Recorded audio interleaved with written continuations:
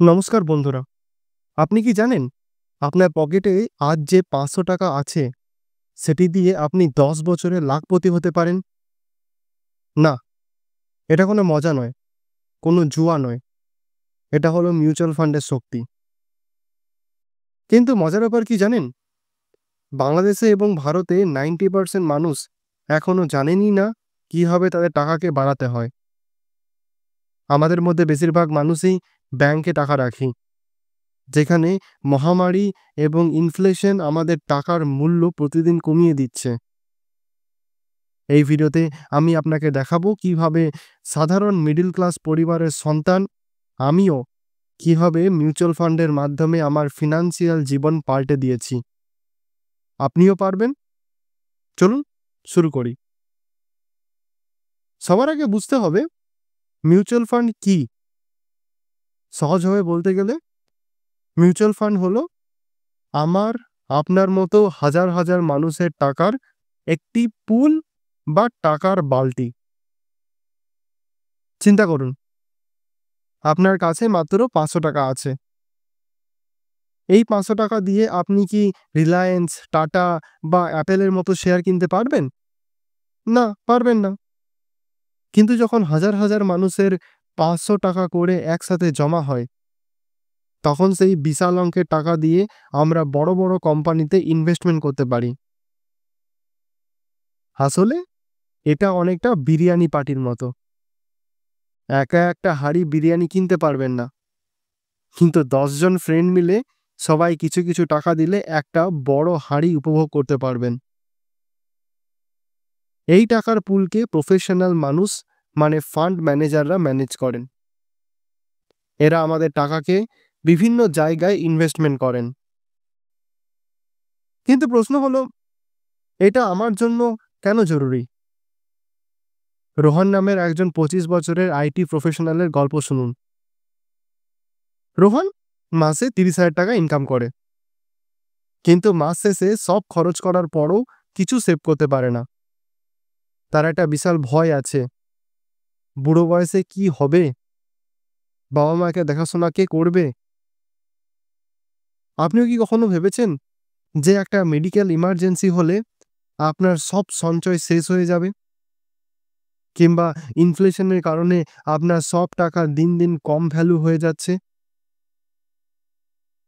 ব্যাংকে এফডি করলে আপনি ৫ থেকে ৬% রিটার্ন পাবেন, কিন্তু ইনফ্লেশন ৭ থেকে ৮%।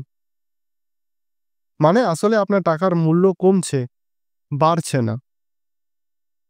এখানেই আসে মিউচুয়াল ফান্ডের ভূমিকা, যেখানে লং টার্মে 12 থেকে 15% পর্যন্ত বা তারও বেশি রিটার্ন পাওয়া যায়। এটাই আপনার সমাধান। মিউচুয়াল ফান্ড বিভিন্ন ধরনের হয়।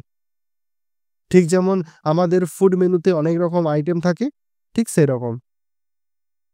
ইকুইটি ফান্ড, এই ফান্ডগুলো আপনার টাকাকে বাজারের শেয়ারে, যেমন রিলায়েন্স, এইচডিএফসি বা টাটা মোটরসের মতো কোম্পানির শেয়ারে ইনভেস্টমেন্ট করে। এই ফান্ডগুলো বেশি রিস্ক আছে, কিন্তু লং টার্মে বেশি ভালো লাভ দেয়। ডেট ফান্ড, এইখানে টাকা সরকারি বন্ড বা কর্পোরেট ডিপোজিটে ইনভেস্ট করা হয়। এগুলো কম রিস্ক এবং এর স্টেবল রিটার্ন দেয়। হাইব্রিড ফান্ড, এটি উভয়ের মিশ্রণ, ইকুইটি এবং ডেট উভয়েরই ইনভেস্টমেন্ট করে। ইন্ডেক্স ফান্ড, এগুলো সেন্সেক্স বা নিফটির মতো বড় ইন্ডেক্সে অনুসরণ করে। ইন্ডেক্স ফান্ডকে আমি বলি হালসে মানুষের ফান্ড, কারণ এখানে কোনো ঝামেলা নেই। বাজার যেমন চলবে আপনার ফান্ডও তেমন চলবে। আপনার কাছে ৫,০০০ টাকা আছে এবং আপনি একটা হাইব্রিড ফান্ডে ইনভেস্টমেন্ট করলেন। ৫ বছর পর এই অঙ্ক কত হতে পারে যদি আপনি বার্ষিক 12% রিটার্ন পান? উত্তর জানতে ভিডিও শেষ পর্যন্ত দেখুন। এখন আসি সবথেকে ইম্পর্টেন্ট প্রশ্নে, কিভাবে শুরু করবেন? KYC completion. প্রথমে আপনার কেওয়াইসি সম্পন্ন করতে হবে। এর জন্য আপনার আধার কার্ড, প্যান কার্ড যেটা ভারতে লাগবে বা এনআইডি মানে বাংলাদেশে এটা লাগে, সেটা কিন্তু লাগবে। একটা প্ল্যাটফর্ম বেছে নিন। যদি আপনারা ভারতে থাকেন তাহলে গ্রো, জেরোধা, কুবেরা, পেটিএম মানির মতো অ্যাপ ব্যবহার করতে পারেন। বাংলাদেশে আইডিএলএসি অ্যাসেট ম্যানেজমেন্টের মতো প্রতিষ্ঠান আছে। এসআইপি শুরু করুন। এসআইপি হলো সিস্টেমিক ইনভেস্টমেন্ট প্ল্যান, যেখানে আপনি প্রতি মাসে একটা নির্দিষ্ট পরিমাণের টাকা ইনভেস্ট করেন। মাত্র 500 টাকা দিয়েও আপনি এসআইপি শুরু করতে পারেন। চিন্তা করুন, আজ থেকে যদি আপনি ডেলি 1 কাপ চা কম খান, যা 20 টাকা খরচ করে, সেই টাকা জমিয়ে মাসে 600 টাকায় এসআইপি করেন। 30 বছর পর আপনার কাছে থাকবে প্রায় 35 লাখ টাকা। সত্যি অবিশ্বাস্য, তাই না? এবার চায়ের দামে মনে হবে না সামান্য, বরং মনে হবে আপনি প্রতিবার সোনার কাপে চা খাচ্ছেন। এবার কিছু ইম্পর্টেন্ট টিপস যা আপনাকে স্মার্ট ইনভেস্টর বানাবে। বিস্তৃত ইনভেস্টমেন্ট।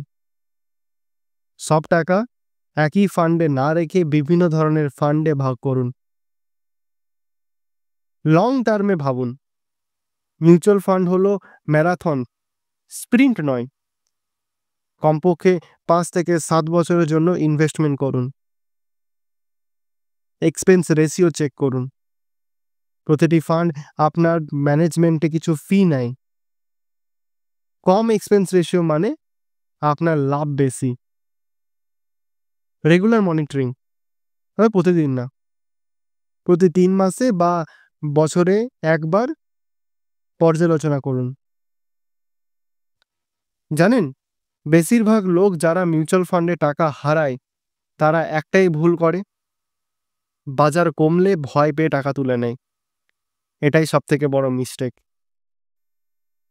হিসাব করে দেখি, একজন মানুষ যদি 1995 সালে নিফটি ইন্ডেক্সে মাত্র 10,000 টাকা ইনভেস্টমেন্ট করতেন, ধৈর্য ধরে রাখতেন, 2025 সালে তার টাকা প্রায় 13 লাখ টাকা হয়ে যেত।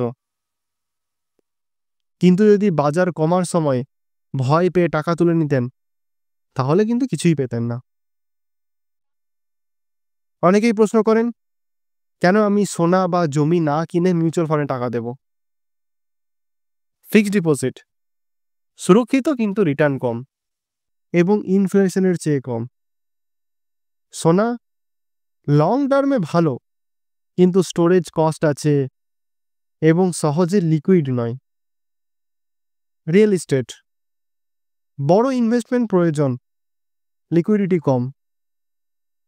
মিউচুয়াল ফান্ড ছোট অঙ্ক দিয়ে শুরু করা যায়, প্রফেশনাল ম্যানেজমেন্ট আছে, লিকুইডিটি ভালো, 20 বছরের ওপরে ট্র্যাক রেকর্ড অনুযায়ী দীর্ঘমেয়াদে 12 থেকে 15% পর্যন্ত রিটার্ন পাওয়া সম্ভব। আমার এক আত্মীয় 10 বছর ধরে বলছেন, এই বাজার ঠিক নেই, পরে ইনভেস্ট করব। 10 বছরে বাজার প্রায় 4 গুণ বেড়ে গেছে, আর তিনি এখনো ওয়েটিং লিস্টে। মনে রাখবেন, ইনভেস্টমেন্টের সবথেকে মূল্যবান জিনিস হচ্ছে সময়। যত দেরি করবেন তত সুযোগ হারাবেন। মনে আছে আমার প্রশ্ন? 5,000 টাকা 5 বছরে 12% রিটার্নে কত হবে? উত্তর হলো 88,016 টাকা। মাত্র 5 বছরে আপনার টাকা প্রায় দ্বিগুণ হয়ে গেছে। আজ থেকেই শুরু করুন। মনে রাখবেন, ইনভেস্টমেন্টের জন্য বড় অঙ্কের টাকা লাগে না, লাগে শুধু একটা শুরু এবং ধৈর্য। এ ছিল মিউচুয়াল ফান্ড সম্পর্কে প্রাথমিক জানা। আপনি যদি জানতে চান মাত্র 5,000 টাকার এসআইপি দিয়ে কিভাবে 1 কোটি টাকা জমাবেন, তাহলে আমাদের পরবর্তী ভিডিওটি অবশ্যই দেখুন, লিংক ডেসক্রিপশনে দিয়েছি। আর হ্যাঁ, ভিডিওটি ভালো লাগলে লাইক, শেয়ার এবং চ্যানেলটিকে সাবস্ক্রাইব করতে একদম ভুলবেন না। ধন্যবাদ, আবার দেখা হবে পরের ভিডিওতে। ততক্ষণের জন্য ভালো থাকুন, সুস্থ থাকুন এবং ইনভেস্টমেন্ট করতে থাকুন।